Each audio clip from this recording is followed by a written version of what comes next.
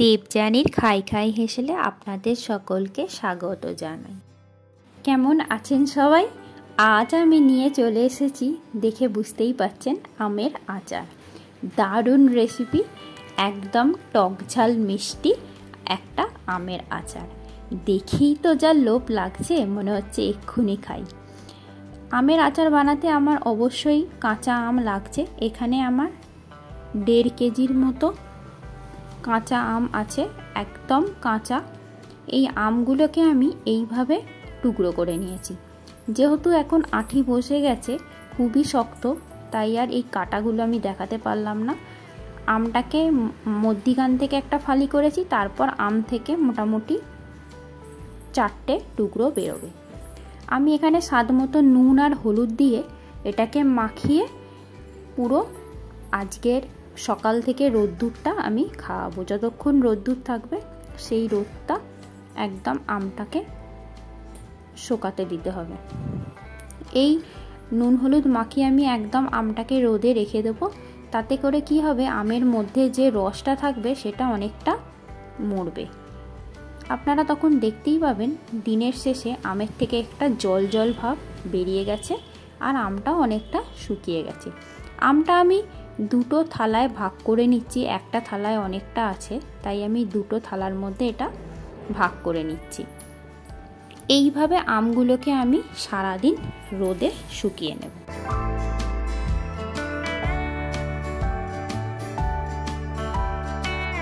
দেখতেই পাচ্ছেন আমগুলো অলরেডি সারাদিন রোদ খাওয়ার পর ঠিক এই রকমভাবে শুকিয়ে গেছে, শুকনো হয়ে গেছে একদম। দেখেই বুঝতে পাচ্ছেন কতটা শুকিয়েছে আমগুলো, আর জলটাও একদম মরে গেছে। আমের ভিতরে যে রসটা ছিল সেটা কিন্তু আর নেই। এবার আমি একটা মশলা বানিয়ে নেব। তার জন্য আমার লাগছে 2 টেবিল চামচ 5 ফোড়ন, 2 টেবিল চামচ ধনে, 2 টেবিল চামচ গোটা জিরে, আর লাগছে 6টা শুকনো লঙ্কা। এটাকে আমি খোলা কড়াইতে ভেজে নিয়ে মিক্সিতে গুঁড়িয়ে নেব। মশলাটা ভেজে নেব। মশলাটা ভাজতে ভাজতে মশলার গা থেকে যখনই দেখবেন এরকম একটু ধোঁয়া ধোঁয়া উঠছে, তখনই জানবেন মশলাটা আপনার ভাজা রেডি হয়ে গেছে। এইবার আমি এটাকে একটু ঠান্ডা করে তারপর মিক্সার গ্রাইন্ডারের মধ্যে দিয়ে এটাকে একটা পাউডার বানিয়ে নেব।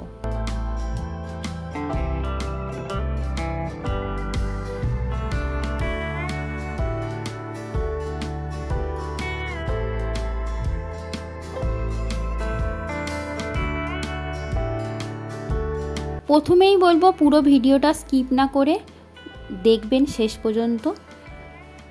এবার আমি কড়াইয়ের মধ্যে দিয়ে দেব 1 কাপ জল। জল দিয়ে আমি তার মধ্যে দিয়ে দেব 1 কেজি গুড়, আখের গুড়। জলটা দিলাম তার কারণ হচ্ছে যাতে করে গুড়টা কড়ার মধ্যে চিটিয়ে না যায়, তাই আমি এখানে আখের গুড়টা জলের মধ্যে দিলাম। এবার এই গুড়টা যখন আস্তে আস্তে গলে যাবে, গলে যাওয়ার পরেতে যখন ফুটে উঠবে তখনই আমি এর মধ্যে আমগুলোকে দিয়ে দেব। গুড়টা আস্তে আস্তে গলতে শুরু করেছে, দেখতেই পাচ্ছেন। আমার কিন্তু গুড়টা একদম ফুটে গেছে, পুরো গুড়গুলো একদম গলে যায়নি, কিন্তু আমি এই স্টেজেই আমগুলো দিয়ে দেবো। এই স্টেজে কিন্তু গ্যাসের ফ্লেমটা একদম হাই থাকবে আর অনবরত এটাকে নাড়িয়ে যেতে হবে। আমি এবার যে আমগুলো শুকনো করে রেখেছিলাম সেইগুলো এর মধ্যে দিয়ে দেব। আমগুলো দিতে দিতে আপনাদেরকে বলি, যারা আমার চ্যানেলে নতুন তারা অবশ্যই আমার চ্যানেলটিকে সাবস্ক্রাইব করে পাশে থাকবেন আর পাশে থাকা বেল আইকনটি প্রেস করে দেবেন। তাহলে যখনই আমি এই চ্যানেলে নতুন ভিডিও আপলোড করব সবার আগে আপনার কাছে নোটিফিকেশানটি পৌঁছে যাবে আর আপনিও দেখতে পারবেন এই চ্যানেলের নতুন নতুন রান্নাগুলি। আর যারা আপনারা ফেসবুক থেকে দেখছেন তারা অবশ্যই ফেসবুকের ফলো বাটনটা প্রেস করে দেবেন, তাহলে নতুন ভিডিও আপলোড করলে সবার আগে আপনার কাছেই পৌঁছে যাবে। আর দেখতেই পাচ্ছেন এটা কিন্তু আমগুলো দেওয়ার পরেতে আমি এখানে স্বাদ মতো নুন দিয়ে দেব। নুনটা তো দিতেই হবে, আচারে নুন না দিলে একদমই টেস্ট লাগবে না। স্বাদ মতো নুনটা দিয়ে দিতে হবে। এবার এটাকে একটু ফুটতে দিতে হবে। এই স্টেজে গ্যাসের ফ্লেমটাকে একটু হাই রাখতে হবে। হাই রেখে এটাকে একটু ফুটতে দিতে হবে যতক্ষণ না আমগুলো সেদ্ধ হয়ে যায়। এবারে এটাকে অনবরত একটু নাড়াচাড়া করতেই হবে, তার কারণ না হলে তলাতে লেগে যাওয়ার একটা চান্সেস থাকবে। আর এই রান্নাটা করতে পুরো আপনাদের সময় লাগবে 45 মিনিট। তার কারণ আমগুলো যতক্ষণ না সেদ্ধ হচ্ছে ততক্ষণই আপনাদেরকে এটাকে নাড়িয়ে যেতে হবে, আর রসটা যতক্ষণ না মরছে। এর রসটা একটু ঘন হলেই কিন্তু এটা নামাতে হবে। পুরো একদম ঘন করে শুকিয়ে নিলে হবে না, কারণ পরে যখন এটা বসে যাবে তখন কিন্তু এটা একদম চিটচিটে হয়ে যাবে। এটা কিন্তু অনেকটাই রস আছে, আর আস্তে আস্তে এটা অনেকটা কমেও এসছে, দেখতেই পাচ্ছেন।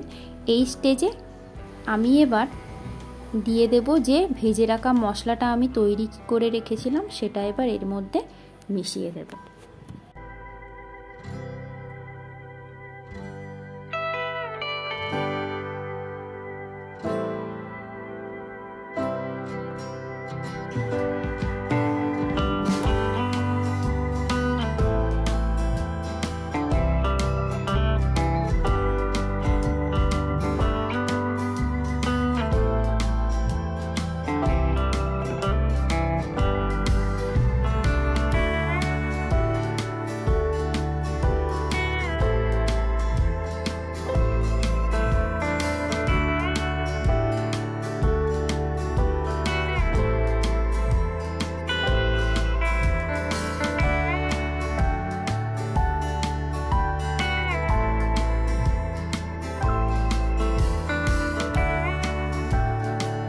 এবার আমি এই ভেজে রাখা যে মশলাটা তৈরি করেছিলাম সেটা আমি পুরোটাই দিয়ে দেব।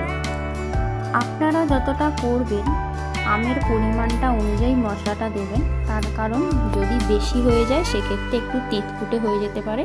কিন্তু আমার এই 1 কেজি আম প্রায় 1.5 কেজির মতো কাছাকাছি আমেতে এই যে মশলাটা বানিয়েছি পুরোটাই আমার লেগে গেছে। তো আমি এটা পুরোটাই দিয়ে দিচ্ছি। এবার দিয়ে এটাকে কিন্তু একদম আর মানে গ্যাস জ্বালিয়ে রাখলে হবে না, এটা ভালো করে মিশিয়ে দিয়ে গ্যাসটাকে অফ করে দেব। আমার কিন্তু একদম রেডি আমের আচার।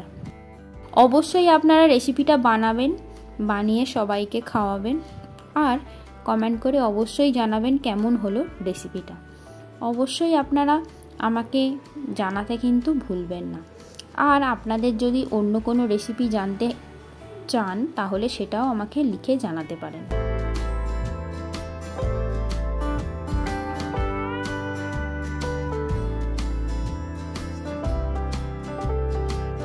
আমের আচারটাকে কিভাবে স্টোর করে রাখবো সেটাও আপনাদেরকে দেখিয়ে দেব। সারা বছর আপনারা এই আমের আচারকে স্টোর করে রাখতে পারবেন। আর আমের আচারকে স্টোর করে রাখতে রাখতে আজকে আপনাদেরকে এই কাঁচা আম সংক্রান্ত একটা খুব দুর্দান্ত টিপস বলবো। এই কাঁচা আম যে শুধু খেলেই শরীর ঠান্ডা হয় তা নয়। এই কাঁচা আম আমরা যদি এর কাঁচা আমটাকে পুড়িয়ে এর পাল্পটাকে সারা গায়ে মাখতে পারি তাহলেও কিন্তু আমাদের শরীর অনেক ঠান্ডা হয়, আর একটা শরীরের মধ্যে খুব ভালো তরতাজা ভাব আপনি লক্ষ্য করবেন। এইভাবে আপনি যদি স্টোর করে রাখেন কাঁচের শিশির মধ্যে, এটা কিন্তু 1 বছরের বেশি এই আমের আচার আপনার বাড়িতে থাকবে। আর টিপসটা কেমন লাগলো আপনাদের আজকে সেটাও আপনারা জানাতে কিন্তু ভুলবেন না। এই আমের আচারটা দেখতেও যতটা ভালো হয়েছে খেতেও অসাধারণ হয়েছে। আপনারা অবশ্যই বানান, খান, ভালো খান, সুস্থ থাকুন। Thank you.